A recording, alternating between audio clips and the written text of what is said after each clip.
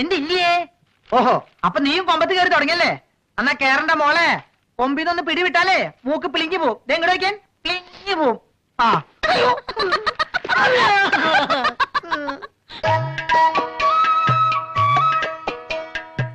മണിക്കുട്ടാ, ഇന്ന് നമ്മുടെ ബ്രേക്ക്ഫാസ്റ്റ് എന്താണെന്നറിയോ?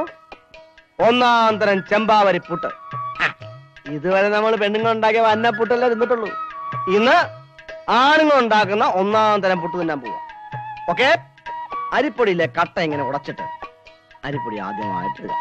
പിന്നെന്താ കുറച്ച് തേങ്ങ, പിന്നെ പൊടി അതിങ്ങനെ ഇട്ട് കഴിയുമ്പോ അതിന് മുകളിലായി അല്പം തേങ്ങയും കൂടെ ഇങ്ങനെ വെച്ചെടുത്ത് കൊണ്ടുപോയി